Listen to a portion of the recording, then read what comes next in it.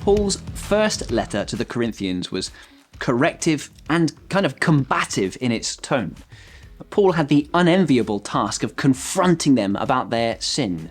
He had planned to come in person to see them between the two letters, but due to a variety of factors, he changed his plans. You see that at the end of chapter 1. He's being accused by some of those in Corinth as being unloving towards them and unreliable because he said he would come and he didn't come. Paul goes through great pains to explain to them here that his inability to come worked out not for his sake but for theirs. I call God as my witness, and I stake my life on it, that it was in order to spare you that I did not return to Corinth, he says. And then verse 1 of this chapter. So I made up my mind that I would not make another painful visit to you. For if I grieve you, who is left to make me glad but you whom I have grieved? I wrote as I did, so that when I came I would not be distressed by those who should have made me rejoice. I had confidence in all of you, that you would all share in my joy. For I wrote you out of great distress and anguish of heart, and with many tears, not to grieve you, but to let you know the depth of my love for you. You see the depth of love that Paul has for this backward, wayward church. It's kind of remarkable, really, that he should love them, given the sin they have committed and the hurt they have caused him. Paul tells us that when he corrects them, he does it not as an angry boss, but as a loving father. And as he was writing, he was doing so with many tears.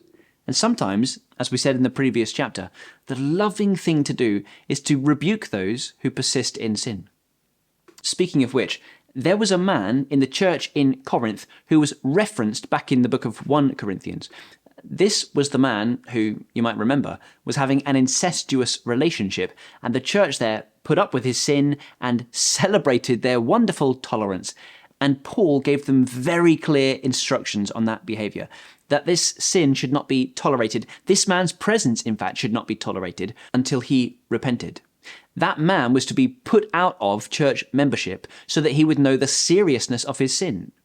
You know, sometimes that has to happen in church life even today, and it is rarely popular and always painful, but when it is done out of love. The church that, for the right reasons, removes a member is saying, in effect, we love you too much to tolerate your sin because we know how serious it is to rebel against the living God. And so we will remove you from membership with a heavy heart, with the promise that if you ever come back having repented of that sin, we will welcome you home. That is exactly what has happened in Corinth. The church did what Paul commanded them to do. They removed this man from membership, and Paul now urges this church in Corinth to forgive the man and to bring him back into the fold so that he will not be overwhelmed by excessive sorrow. Do you see that Paul was hoping to inflict sorrow on him so that he would see the seriousness of what he had done? It's really important that we get that clear in our minds. There is a worse thing for us than temporary sadness, and that is ongoing unrepentance. However, as well as modelling seriousness over sin and such love for people that we will not let unrepentant sin go on unchecked, we, the church, should be the absolute best in the world at offering free and full forgiveness. And sometimes we struggle with this too, don't we? Do you remember when Peter once approached Jesus thinking that he was displaying extraordinary grace by saying to Jesus, how many times should I forgive my brother who sins against me? Should I do it up to 7 times? I hope I'm not reading too much into it, but I like to imagine that Peter perhaps expected Jesus and the other disciples to say, wow, Peter, such generosity, such love. You would do it 7 times, would you? It's almost unreasonable to forgive someone the same sin 7 times. But Jesus turns that puddle of grace into an ocean and says, not 7 times, but 77. In other words, you, Christian, cannot withhold forgiveness from someone else. You must forgive them. Again, if we understand that we've been forgiven much, we will be very good at forgiving others. If we do not understand the extent of the seriousness of our sin, then we will really struggle to forgive others. So the question of whether or not you forgive others truly is a question of whether or not you have understood the extent of the gospel.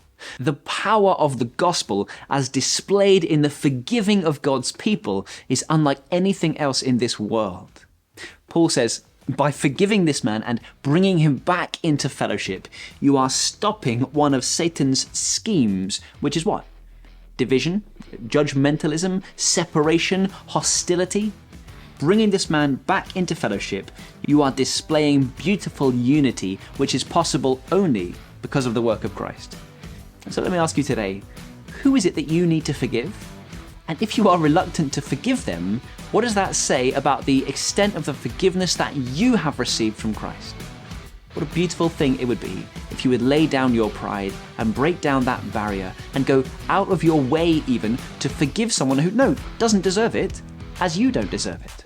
That the gospel might be displayed between you and the love of Christ might win the day.